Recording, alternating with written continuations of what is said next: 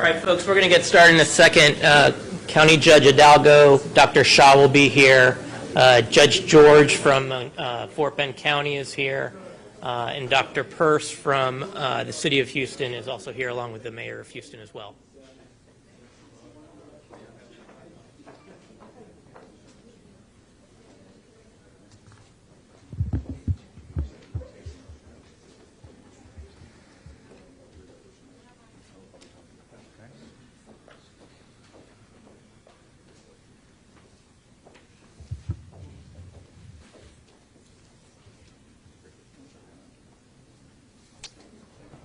Thank you all so much. I'm here with Mayor Turner, his health authority, Dr. Peirce, with County Judge KP George and his health authority, Dr. Minter, as well as Dr. Shaw, our director of our public health department, and other public health officials.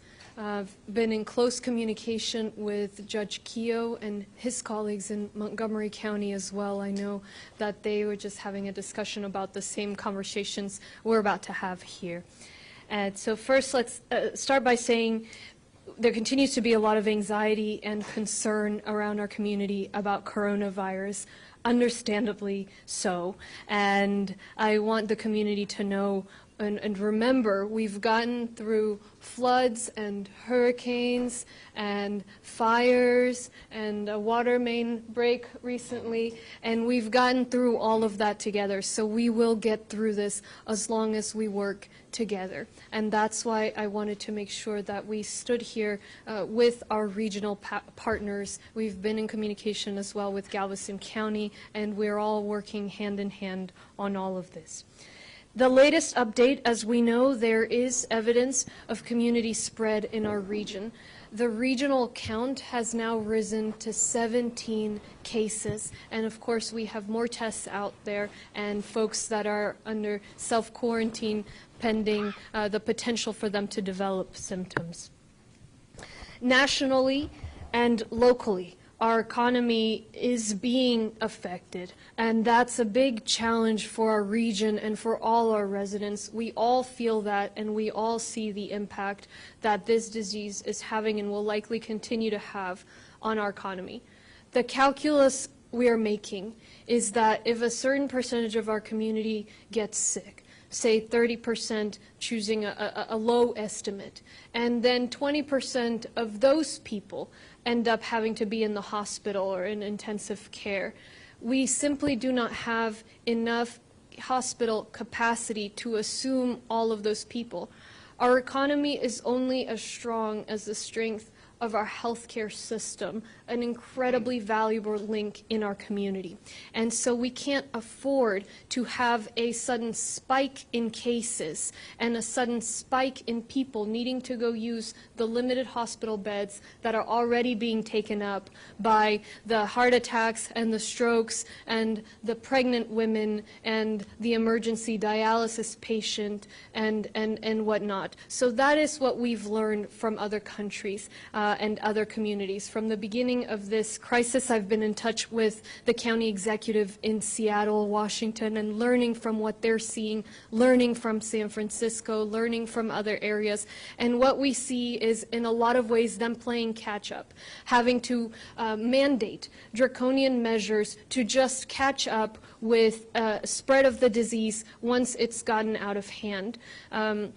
Once you get to that point, the impact to the economy is much harder. So we are trying to be smart, to get ahead of the curve, to protect ultimately the health of our entire community and to ensure that we don't have a collapse of our healthcare capacity and therefore really a crisis in our society. One thing you never get back during an event is time, and we are using the time we have now to prepare and to get ahead of this incident. So we're going to be announcing new guidance. The guidance has the goal of flattening the curve in which we will see new cases. The goal is to not have a spike in cases, and particularly the people that will be needing our healthcare system. We didn't make these decisions in a vacuum. We've been, as I mentioned, reviewing the lessons from other countries, other communities. We've been discussing amongst ourselves, speaking with our public health experts, and thinking about how we can be as smart as possible in getting ahead of this. The crux of these recommendations we are announcing is a couple of things. First, we cannot do this alone. We need to do this hand in hand with the community. And as long as we're able to do that, we will succeed. So these are all recommendations. We ask people to use their best judgment. These are all recommendations, and we hope that the community will partner with us in making sure that this takes place. The recommendations will go through to the end of the month. In the meantime, as you all know, as we've discussed before, we have limitations in testing, and that's part of the problem. Ideally, we would have testing centers all throughout our region, so anybody who might have the disease can go and get tested and then be self-quarantined. But right now, we don't have that capability. Even the cases we're running down right now, we're running into obstacles, tracing them, running into obstacles with the testing. And so we have got to develop that testing capacity locally, over and above what the federal government has been able to provide for us. And we are working around the clock with our partners at the medical center, with the city of Houston, all working together to try and develop that. So ideally, these recommendations will buy us some time to be able to get to that phase. Now, here's the recommendations. First, we are asking that the community think very hard about any gathering of people. We encourage gatherings to the extent that they can be to be postponed or be done online. We are strongly urging that organizers of gatherings over 250 people cancel those gatherings. This is something that we need the community's help with. And again, you know, we ask folks to use their best judgment. This is a recommendation, but that is what we're asking. Seniors and senior centers, folks at higher risk should not be participating in gatherings, and that includes seniors. And so we're working with the senior centers to limit visitation and take precautions so we don't end up in a situation like what has happened in Seattle, where they had at least 19 people die in a senior center. We are issuing specific guidance for the senior centers, and we will be convening them with our partners to discuss and see what we can do to answer questions and support. Generally, folks at higher risk, whether it be seniors or folks with pre-existing conditions, we're asking them to stay away from gatherings. Finally, one more note, for the employers, maximizing telecommuting, helping us try and get our workforce to the extent that we can to not be in close contact with one another. We are not at this point recommending that schools close. If a case is diagnosed at a school, public health of each of our respective jurisdictions will work with the school in question. But we know that children, of course, they are cause for concern, even though they're not the most affected. They are carriers. That said, if the kids are not at school, they would be in daycare, they would still be in groups. We have evidence from H1N1 that when schools were continued to happen or were canceled, there wasn't much of a difference. More importantly, if we send the kids home, our emergency operators and workers, our healthcare workers, will not be able to work, and we need them in the front lines. And so we are sending guidance to the schools for them to stagger classes, to take special measures for the kids who are sick, and a series of other recommendations we'll be releasing for the schools. We're convening all our school districts here tomorrow to have an additional discussion about this and coordinate, offer guidance, and offer whatever support we can offer. Harris County is taking the lead on this. Just as Mayor announced his steps yesterday, we're taking our own steps. We are canceling all permitted events in Harris County that are county permitted events. We are canceling events with seniors. Toll roads are no longer accepting cash. We are suspending community outreach meetings, suspending non-essential personnel travel, asking that our essential personnel not take vacation so they can save that vacation time for when we most need them, reviewing continuity plans, limiting in-person meetings, and our civil judges are suspending jury calls for a month. All jury duties also suspended until March 20th.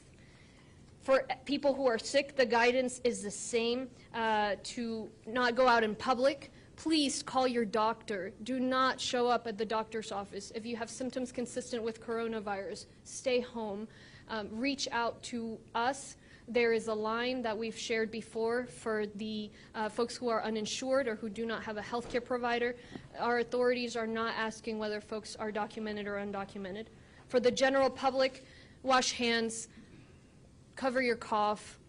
Again, encourage folks to work from home if you're an employer and you see folks who are sick. And just help us with these recommendations. It is really our effort to get ahead of the curve, to use the science and the data, and to work together as we do this. En español brevemente. Hemos venido estudiando la situación y sé que continúa habiendo mucha ansiedad, mucha preocupación en la comunidad acerca del virus. La realidad es que hemos sobrevivido juntos huracanes, inundaciones, explosiones, todo tipo de situaciones, y lo hemos hecho todos juntos. Entonces, hoy día vamos a pedir a la comunidad que nos ayude a tomar unos pasos, unas recomendaciones que todos juntos hemos decidido. La última información. Sabemos que hay comunicación en la transmisión en la comunidad. Sabemos que en este momento hay 17 casos en nuestra región que hemos identificado, pero obviamente hay más personas que estamos llevando a cabo pruebas, que están bajo cuarentena y más gente que estamos observando. Nacionalmente y localmente la economía se ve afectada. Es muy difícil para aquellos que dependen en eventos, que dependen del tipo de situaciones que se cancelaron anoche, y para todos, a todos nos afecta una economía que se vea impactada. Eso dicho, si llegara un punto en el cual 30% del condado resulta teniendo el virus, y eso es una proyección mínima, es asumiendo pues una situación buena, 20% de ese 30% tendría que ir al hospital, requeriría tratamiento urgente, cuidado urgente. Eso sería demasiada gente para nuestro sistema de hospitales. Completamente inundaría nuestro sistema de salud regionalmente. Nuestra economía es tan fuerte como la fuerza, la resistencia de nuestro sistema de salud. Y si nuestro sistema de salud no resiste este virus, no vamos a poder seguir adelante bien como comunidad. Entonces, lo que queremos hacer ahorita es prevenir que haya un crecimiento rápido en los casos, intentar que los casos crezcan de una manera pausada para que no se vaya a ver el sistema de salud completamente inundado. El sistema todavía tiene que manejar ataques al corazón, mujeres embarazadas, personas bajo diálisis y cualquier otro tipo de emergencia. La decisión que hemos tomado es basada en evidencia de otros países y otras localidades, conversaciones con nuestros directores de salud pública y entre nosotros. Estamos aquí con el alcalde de Houston, el juez del condado de Fort Bend, he estado en comunicaciones con el juez del condado de Montgomery, quien también está de acuerdo con nuestras recomendaciones. Estas recomendaciones son eso, son sugerencias. En este momento no estamos requiriendo nada, pero le estamos pidiendo el favor a la comunidad de que nos ayuden. Vamos a poder sobrevivir esto y hacerlo bien, mejor que otras comunidades, si es que trabajamos juntos. Entonces, estas son las recomendaciones. Primero, le pedimos a todos y las recomendaciones son hasta el fin de marzo, al fin de marzo. Esperamos que en estas semanas que nos quedan de este mes podamos desarrollar la capacidad local de llevar a cabo pruebas. Sabemos que hay límite en el número de pruebas que podemos llevar a cabo que nos ha ofrecido el gobierno federal y ese es un obstáculo enorme para nosotros. La meta es tener centros de pruebas regionales donde cualquier persona que se sienta enferma puede ir y ser examinada. Y estamos trabajando día y noche con el centro médico para desarrollar esas pruebas. Entonces, esto nos va a ayudar a ganar un poco de tiempo para poder desarrollar las pruebas. Las recomendaciones son que la comunidad piense muy cuidadosamente acerca de cualquier reunión de personas, cualquier reunión que vaya a tener a la comunidad cerca, pues, los unos de los otros, intenten cancelarla, posponerla o hacerla vía teléfono, vía computador. Muy fuertemente pedimos que las personas cancelen, los organizadores cancelen cualquier reunión de más de 250 individuos. Especialmente cualquier reunión que tenga personas mayores de 60 años o de alto riesgo, se les pide que por favor cancelen eso para ayudarnos a contener este virus. En las escuelas, no estamos pidiendo en este momento que las escuelas se cancelen. Sabemos por un lado que los niños no se ven tan impactados, por el otro lado también sabemos que los niños podrían transmitir el virus a sus abuelos, por ejemplo, personas de alto riesgo, pero si canceláramos escuelas, los niños estarían en guarderías, estarían en grupos y además necesitamos que los padres, o sea, los trabajadores de salud, los trabajadores de emergencia puedan ir a trabajar. Entonces vamos a mantener por ahora, recomendamos, las escuelas obviamente toman sus decisiones, pero no estamos recomendando que cierren. Sí tenemos guías para todas las escuelas de qué cosas pueden hacer, por ejemplo, no tener todas las clases al tiempo, oportunidades para niños enfermos que puedan estudiar desde casa y este tipo de guía. Vamos a reunirnos con todas las escuelas, los distritos escolares mañana para seguir discutiendo esto y ver cómo los podemos apoyar. Todos los centros de personas mayores, estamos enviando también guía especial para esos centros basados en la realización que no queremos llegar a un punto como Seattle, donde 19 personas mayores murieron en uno de estos centros de cuidado. Entonces, pedimos también que estos centros tomen precauciones adicionales, como limitar el número de visitantes y evaluar a cualquier visitante, y esa es la información que estamos compartiendo. Para los dueños de empresas, de negocios, que nos ayuden a intentar que sus empleados trabajen de casa hasta donde sea posible. Es algo que haremos todos juntos. El condado Harris está liderando por nuestro ejemplo. Hemos cancelado todos los eventos a los cuales nosotros damos permiso, hemos cancelado eventos con personas mayores, no estamos ya recibiendo billetes en los peajes, estamos pidiéndole a los departamentos que trabajen de casa, hemos suspendido viajes no esenciales, hemos pedido a los trabajadores que no tomen vacaciones, los trabajadores esenciales, para que guarden todo ese tiempo para cuando se les necesite, limitando las reuniones en persona. Los jueces civiles han cancelado los jurados para casos civiles por un mes y todos los jurados han sido suspendidos hasta el 20 de marzo. También estamos aquí activados a un nivel 2, hemos subido de nivel 3 a nivel 2, lo cual significa que estamos aún más alertas a esta situación. Entonces, para concluir, esto es medidas preventivas. Lo más importante en este momento es el tiempo. Entonces, tenemos que ganar ese tiempo, invertir ahorita en precauciones para que la economía y el sistema de salud no se vean más afectados en un futuro. I wanted to clarify in English that I did not mention earlier, our Harris County Office of Emergency Management has also now activated to level 2. So we were at level 3 yesterday, and we have upped that because we want to make sure that, that we are even more focused and all working together on preventing this virus. And so again, this is about making sure that we are being proactive, that we have time on our side, and that we are preventing harder hits to our economy and certainly catastrophic hits to our healthcare system. So I'll invite Dr. Shaw to give brief remarks, then Mayor Turner, followed by Dr. Peirce and Judge George.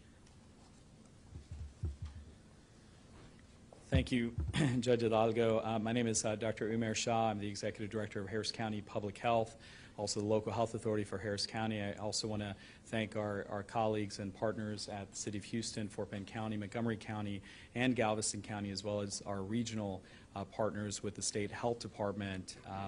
I particularly want to thank Dr. Peirce, who's here as a health authority for the City of Houston, as well as Dr. Minter, who is the health authority for Fort Bend County. The two of them have been extremely strong partners in this fight against coronavirus since day one, and I really do want to just appreciate the work that they have, partnership that they've provided. I also want to thank Jennifer Kiger, who's to my right here. Jennifer is one of the seamless behind-the-scenes people who is our Chief of Preparedness at Harris County Public Health, who every single day and night has been working along with emergency management, the judge's office, and other partners to see to that our community is protected. Yesterday was a very difficult day for us in our community. The cancellation of the rodeo, disaster declaration, a lot of information that happened during the day, and then additional information in terms of presumptive positive cases from yesterday evening into today. So we know there's a lot of information that's coming out, and we know there is anxiety in our community. We are doing the best that we can in a methodical manner to provide information as quickly as we can, but to ensure that information is reliable and accurate, but at the same time to make recommendations on how people can protect themselves. And that is what these guidelines represent. They represent an opportunity for our community to come together and work with all of us, because we cannot do it alone, for us to work with our community and our community to work with us in order to fight against novel coronavirus. We hit a significant milestone just this last 24, 36 hours where we now have the initial, at least the initial recognition of community spread. And now that time is for all of us to do all the things that we can do individually, but as the judge has highlighted, for businesses, for schools, for nursing homes, and for all sorts of other significant activities that are happening in our community, we want to make sure that people use common sense. The number one thing that is going to get us out of this scenario and to bend the curve that the judge mentioned, and also allow us to get ahead of what's been happening in other communities, is for all of us to use common sense. And we've talked about those messages on how to, if you're sick, not to infect others or expose others. And if you are in a large gathering, we know that that is going to be a potential for spreading disease very quickly. So these guidelines are recommendations. We are hopeful that our community is going to not just follow them, but they're going to share them, they're going to adhere to them, they're going to do everything they can to protect the people that they serve. And that is absolutely critical to the fight against novel coronavirus. And with that, I wanted to just confirm, the judge had mentioned there are 17 cases in our region. That includes 6 cases in Harris County, 3 in the City of Houston, 6 in Fort Bend County, and 2 in Montgomery County. And that's 17 cases, and certainly we confirmed our 6th presumptive positive case just this morning, and I can provide additional details for that in a bit. But I want to just emphasize that our job in public health is the health and well-being of the entirety of our community. And before I close, I do want to make mention that there were a number of helplines that we have for Harris County residents, as well as City of Houston, Fort Bend County. And I want to make sure that if folks have questions about what we are saying, if there's information they're seeking, and including if they feel that they need to talk through clinical information, the health departments, City of Houston, Harris County, Fort Bend County, all have health lines that are available, as well as Harris Health System has Ask a Nurse available for those clinical questions. And so we want to come together, provide as much information as we can, and just a reminder to go to readyharris.org for additional information, and I'm going to turn it back over to the judge. Thank you. Mayor Turner. Judge, let me thank you for your leadership, and Judge K.P. George out of Fort Bend, thank you for your leadership, and for everyone for being here today. Also, in addition to Dr. Peirce, Chief Bunick from the Office of Emergency Management for the City of Houston is also present, so I want to acknowledge his presence. Let me just say very briefly, what we do know is that we live in a very mobile society, and that people move around from Houston, Harris County, Fort Bend, Montgomery County, a very mobile society. And Judge, under your leadership, we also recognize that we need a set of recommendations that cover our entire region, and so that we're pretty much all operating off of this from the same hymnal book, if you allow me to say that. And that's what we are attempting to do today with these recommendations. We also recognize that one of the primary objectives is to contain and mitigate the coronavirus. We recognize that there will be more cases, but the goal is to contain and mitigate so that our whole healthcare delivery system is not overwhelmed. Where things are right now, they can handle the capacity. But it is important for us to get out and to do everything, take the initiatives that we think are reasonable and practical and that will be impactful to contain and mitigate. And that's what we all are attempting to do. I indicated on yesterday, for example, the things that the City of Houston is putting in place through the end of March. Any events, for example, that are city produced, sponsored, permitted, those events are being rescheduled or canceled through March. And Judge Hidalgo has laid out other recommendations in terms of gatherings or events of more than 250 that will also go to the time period through the end of March.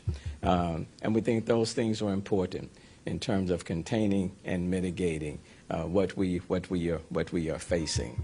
And so if we do those things collaboratively, if we work together, then I think we can, along with our healthcare delivery system, then it will give them the ample time to put in place the testing mechanisms so that more people can be screened and we can have a better sense of what's taking place in our respective communities. And all of the things that we are doing in concert with the medical community, because everyone is recognizing that we're needing to test more, and that's the overall goal. Now let me just say, as we put in place the either canceling or rescheduling events through the end of March, the city is still moving forward. I saw something on social media said the city was going to be shut down. Totally not true. In fact, I had several messages saying that. That's not true. So let me say to people, be very careful of what you're getting on social media, because it only adds to the confusion. With the exception of the things that we have put forth, the city is moving forward. We're continuing to conduct our business, but it's important that we all do things in a very responsible fashion. I do want to add something else for respect, because we're telling people to wash their hands, okay? And it's very difficult to do that, for example, especially for those individuals who may have gotten behind on their water bills and run the risk of disconnects. Well, the City of Houston is not going to be disconnecting anybody's water, whether it's individuals or businesses, through the end of April. Now, let me be very clear. We're not forgiving your water bill, okay? We're just not going to disconnect your water. Because if we are telling you to wash your hands, okay, whether you're living in someone's home or whether you're a business, we want you to have the ability to wash your hands. So through the end of April, we are not going to disconnect people's water bills. You will still owe it, but we're not going to disconnect. It's just the situation is too important that we think we need to put that in place. And then, as was done through previous storms, when the community just stepped up or the organization stepped up to help, just today was having lunch at the restaurant in Asia Town with the Asia Chamber of Commerce. And they announced just today that they will be donating 20,000 masks to us Judge, to assist with our first responders and others, Dr. Peirce, Dr. Shaw. So that's 20,000. And the point, just over the weekend, through our own inventory, we advanced 10,000 masks to the medical center. And then just today, the Asia Chamber of Commerce has stepped up, and they are donating 20,000 masks so that we can protect, again, our first responders and healthcare providers. Those are the sort of organizations and people that we have in the city. And quite frankly, that's the way we're going to get through this. The burden is not falling on any one person or entity, but all of us working together in a collective manner, being responsible, we will get through this. And then tomorrow, I know I'm going to be meeting with some of the leaders in the faith-based community as we move forward. Because when we're going to do all that we need to do, but prayer still works. And so, but together, I know Judge and Judge Dalgo and Judge K.P. George and others that we will we'll get on the other side of this thing if we work together. So thanks, Judge. Dr. Peirce. Thank you, Mayor, and thank you, Judge Dalgo and Judge George, as well as my colleagues, Dr. Johnson and Dr. Shaw. We have all been working together entirely too closely. We need to keep a little physical distance, but we're on the phone a lot. So a couple of things I wanted to bring up. One is, just before this press conference, the Houston Health Department issued another press release updating the case that we first reported to you yesterday. It's a young woman who's visiting here from New York City. Well, believe that she is a contact of a New York City case, so we know how she became infected. But the news update, we've been telling you that these are evolving investigations, medical investigations, and so the update that everybody needs to know today is that we learned that that young woman was at the rodeo on Sunday. She was not symptomatic at the time. She was healthy without symptoms at the time, but she did visit at the rodeo, and like any rodeo goer, we're still working out details, but we can stand to assume that she was throughout many places within the rodeo and not in just one location. We've been asked that question before, and that will probably be an impossible question to answer, to ask a young person exactly where did you go, how long were you there, who were you next to at the time. Those are not reasonable questions. So I think that's an update that everyone needs to know. But it really kind of goes to the point that we've been discussing earlier, is that this is an evolving situation with the virus, and this virus is going to act like viruses act, and we just need to be smarter than the virus. And so we've talked time and time again about how we need to cover our cough, wash your hands frequently, stay at home. But the other thing is that we are now entering that phase where we're going to start talking about things like the large gatherings, as the judge pointed out, and as the county has suggested, gatherings of over 250. And I just want to point out, the 251st person is not the problem. They're no greater a risk than the 249th person, okay? And so in this room, as we were standing, I was counting heads, and a couple more people have come in, but I got to just over 50 heads, so there's probably 60 or 70 people in here. And so the second bullet that the county has put forward is all gathered in which people will be in close contact. And that's really what we need to focus on, is not the number of people necessarily, but how close people will be and for how long they will be together. And if you are ill, if you have symptoms, please do not go to those gatherings.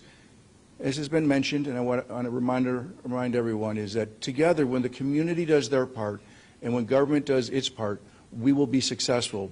The community cannot expect the government to solve this, and we cannot expect the community to do it on its own. It's a partnership. We've been through these types of things before. Every time there's a different nuance to it. This one has its own nuances. The viruses, we don't know everything about this virus yet, but we will. At some point, we're going to learn how it's impacting our community. And as both of our government leaders, actually all three, including Judge George, has said, that this is not the time to panic. This is the time to have a plan, make a kit, and stay informed. Thank you. Judge George.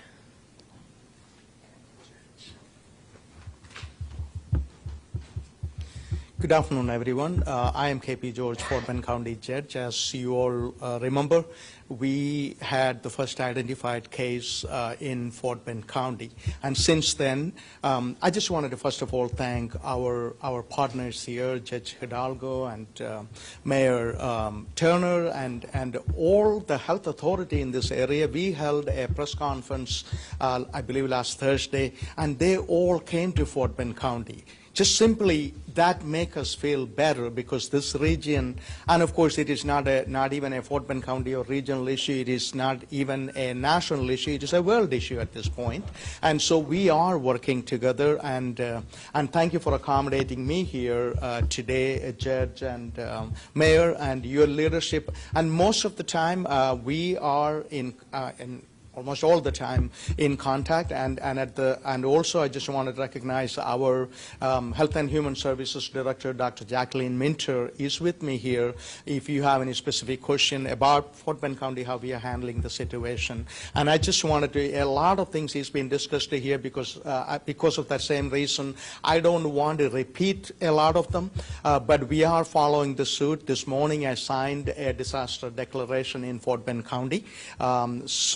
Now we are following our partners, and also we just held an emergency commissioners court meeting at 11 o'clock this morning to assess the situation and also provide resources to Dr. Minter to tackle the situation in our county. And also, as soon as I get back, we will be releasing community recommendation, as you can see on the wall, and we are going to follow the suit and recommend the same recommendation, gathering over 250 people in one closed proximity, and also all those information we are going to be releasing, and we are going to follow, and we are going to work with our regional partners every step of the way. I just wanted to say this, everything, and I'm so blessed I live in a community, we always brag about we are the most diverse and most inclusive community, and the same situation in Fort Bend County. We have more than 125 languages are spoken. That means people, maybe half of our population is traveling worldwide, and they're coming back. Unfortunately, in our county, we don't have any signs of community spread as of now, and things are evolving, as you all know, and so we will be informing the media, and also the same message I have from the leaders before me. We cannot live in fear. We have to be cautious, and we need to treat this as a severe flu season situation we are dealing with, and I hate to see that our citizens are living in fear. And my message is, we will go through this all together, and we will prevail. Maybe a couple of months from now, this is going to be an old story we will be talking about. So, and I just wanted to say thank you for this opportunity, and if you need anything, and we have actually call centers set up at this point for citizens and also physicians and also community partners to reach out to Fort Bend County to learn anything they need to understand anything about. We are standing by to help you all, and also visit our Fort Bend County's Health and Human Services website for updates. And again, one last thing I wanted to echo on our leaders mentioned before is get the information from the reliable sources and follow those information, because there is so much stuff out there, and social media is free, so people go and post stuff which is not true all the time. So get the information from the reliable sources, and stay tuned, and this is evolving every second as we speak. And it's an honor to serve Fort Bend County. It's an honor to be part of this, living in this region, and be part of all this discussion. Looking forward to continue to work with our partners. Thank you very much, Judge. We've got time for just a couple of questions. Dr. Shah, what's the capacity of the hospital? Judge Duggan mentioned about, if we ever have a case of 30% people with the virus, 20% need hospital. What's the capacity right now in the region to accept people with COVID-19? Yeah, that's a great question. So as we know that during the regular parts of the year, the hospitals operate generally above 95% capacity, and during the flu season, it hits right up against 100% capacity, and hospitals go on diversion. You've been reporting on that for quite a long time. We're working with the hospitals now. They're fully aware of the capacity and the need for surge, and so there are plans that are in place that should they get to that 100% or 101%, that there are plans in place. So it's a little bit difficult for me to give you any kind of a value to that, because it's being done not only by hospital but by hospital system. But what I think the public needs to know is that the hospitals are developing surge capacity plans, and I will just share with you to give you a mental picture of some of them. They're talking about things like taking areas of of the hospital that aren't generally used for housing patients and converting those into patient care areas. They're talking about taking buildings that the hospital system may own that hasn't usually been used for patient care and making those patient care areas. So they're getting very creative, they're getting very much outside the box, if you will, and they're preparing for things that none of us hope that we get to, but should we get there, there are plans in place, and it's not just an idea. So if you're going to take a building, that's going to require beds. So where are you going to get the beds from? They're figuring out where they're going to get the beds from. How are you going to get the linens changed? How are you going to, get medications over there? We need to just get rid of the hazardous waste that you need to get rid of. So all of those things are being planned and coordinated now. The hospitals are being, I think, very responsible in doing that, and hopefully we won't need to pull the trigger on that. But if we do, the plans are there. Can we talk about the testing capacity and the process? So I think when you hear from the national CDC folks and Right. NIC folks, they basically said, we're way behind the rest of the world in testing. Yeah. And you guys have talked for a couple of days about how you guys are developing testing capacity locally. Can you kind of walk us through step by step what you have done, what is the current situation, what your goal is in a couple Sure. of weeks to come? Because I think that's what most of the public are really wanting to know. They're like, if I call my doctor, the doctor's like, go away. Yeah. Don't come to mine. Yeah, Don't come yeah, to mine. we're hearing that. So a couple of, just talk about testing from the lab perspective first. So as we've said in previous conversations, the test itself is not a simple test. It's a complicated test that requires special machinery and specially trained technicians to be able to do it. What the test actually looks for is the RNA amino acid sequence, okay? So they're looking for, truly microscopic things, which requires a very high-tech test to be done. It requires a machine, so at the City of Houston, we've ordered more machines to come in, so we're waiting for delivery on those. We've actually got more people that are trained and to be able to operate those when they come in. But in the community, there are research labs, some at hospitals and some in the medical schools, that have the capability of doing this. Now, they need the right reagents to be able to do it. They've now got those. We've been working with them to make sure that they get them. And they've got to go through processes to make sure that their labs can actually, do the test and not have mistakes. So that is what's ongoing now. And I'm very confident that we'll have that available to us in the very near future, within days. And then in addition, the commercial labs are also, Quest and LabCorp in particular, they're also getting their testing capability up. So I will tell you that from the city standpoint, we've not had yet the situation where we had a rollover test from one day to the other, except maybe 1 or 2 days, and then only a couple of samples had a rollover that we couldn't get done on the day that they were submitted. Now, my fear is, and what we need your help with, is that we don't unduly frighten the community so that a lot of people come asking for testing that don't need it. Remember, the test, you need to be symptomatic in order for the test to give an accurate result. So if people are simply scared but have no symptoms, one of two things could happen. We could either waste a test on a perfectly healthy person who has no reason other than their fear, or number two, we could test somebody who is actually too early in their illness, and you get a negative test, and 2 or 3 days later they're feeling worse, but they say, oh, but my test was negative on Monday, and here it is Wednesday, and now I got a temperature of 104 and a deep cough, but I'm okay because my test was negative on Monday, when no, it was just too early. So we really need folks to understand that the testing needs, that they need to talk with their doctor, have that interview, go through the process so we can then get them tested properly so that we efficiently use the testing capacity that we have. Super fast with regards to with regards to the 17 cases in the county. One second. I think Dr. just Shaw wanted to- wants to add I something, just and wanted to then add, we'll take a couple more questions. So I know we're two questions behind here, but so as Dr. Peirce mentioned about the healthcare system, Dr. Peirce and I just met with partners at Harris County Medical Society as well. And so we are hearing from our physicians that are out in the community, the clinics that are out in the community, that they are having concerns as well about, how do they feel the number of people that are either calling their offices or information that they're either being requested of or that they're asking to be evaluated, and how those systems are running. So what Dr. Peirce and I both did is that we indicated that the first thing that our healthcare system, not just the hospital system, but our outpatient clinics, is that we have to provide that information to them. And so we do, Harris County Public Health operate the Health Alert Network, the HAN messaging that goes out to a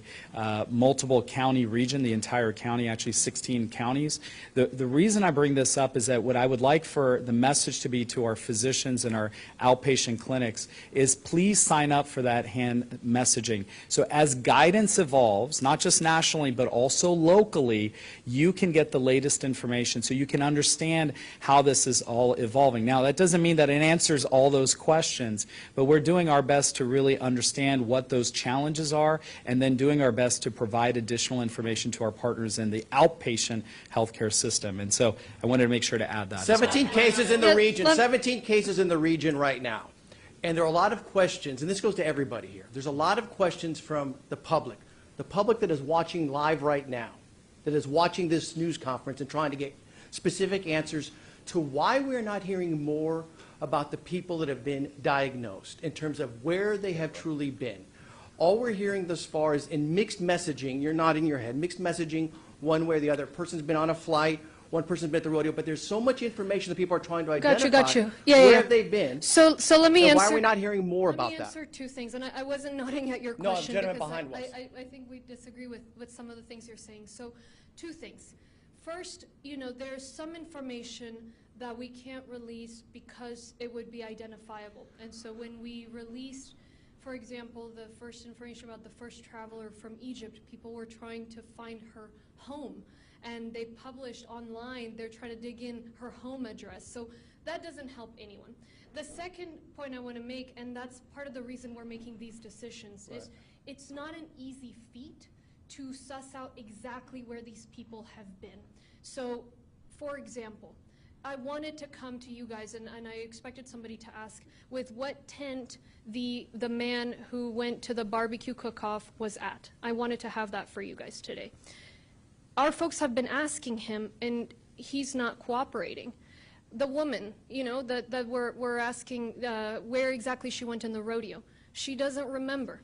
If we don't have enough testing capability, there may be folks they got in touch with that we can't test. So we don't know if one of the cases we had, for example, she has a history of strep throat. So we didn't know, is it strep throat or is it coronavirus? We got to wait for it to come back. The man we announced this morning who has been in several flights, we're still trying to get from the airline the confirmation of which flights so we can offer that to the community. And so that's why just trying to go with our limited healthcare capabilities and just the nature of this disease and pretend that we're going to be able to get at every single detail and suss that out from the folks and track every person. We're doing our absolute best, but that alone is not going to keep us from having a spike. And so that is why we have to go to a blunter tool in a way, which is these recommendations. And we don't want to be at a point where we're so behind the 8 ball that we're having to make requirements like other communities are doing, and we're having to constantly lower down the number. So that is all, and everything we have that we can share, we have been sharing and will continue to share as we go along. Guys, this is a live news conference where all of Houston's watching, and you guys are taking like 3 questions. The entire city and region has many questions. We'll take this one question, then we'll do pull asides. Yeah? Yeah, the condition of the patients, especially the first ones diagnosed, how are they doing now? People want to know how bad is the situation. So let me just address at least the Harris County piece, and then certainly I'll let Dr. Minter and Dr. Peirce speak to their case, their individuals. So by and large, so we have obviously 6. So we have the individuals are either hospitalized and doing stable, so that's the word we use, stable. They're not deteriorating. That they're doing well, or they're at home recovering. So that's and I think that speaks to the bigger issue, which is we do know that the vast majority of people that get novel coronavirus actually have mild symptoms, or some have no symptoms. But I think it speaks to also the other piece, which is why the judge, the mayor, Judge George, and all of our regional partners are really united in this, that we are very concerned, we are concerned obviously about the individuals that have, that we've already diagnosed, but we are very concerned about those who are at more risk, and that's seniors. The older you get from 60, 65 up to 70, 75, 80 and above, as well as those with underlying health or medical conditions, we're absolutely concerned about those individuals. And we want to make sure that we do everything as a community to protect those individuals. So that's very important. And Dr. Peirce and Dr. Minter, if you can speak to your... Sure. So the first case that was announced in Texas, of course, occurred in Fort Bend County. That case is still in the hospital. He's still stable. So he's not doing any better, but he's not doing any worse. The other 5 cases that we had, one was in the hospital, was released, and is at home and doing much better. The other 4 have had their symptoms completely resolved. One last question, either city or county, is the ME's office, as far as you know, investigating any deaths possibly tied to COVID-19? We have been working with our Institute of Forensic Sciences, Dr. Luis Sanchez's office, and as far as we know, we are not aware of any deaths that they're investigating related to COVID-19. Yeah. Thank you guys so much. We can take questions. We'll take Paula's sides. Thank you guys so much. Appreciate it.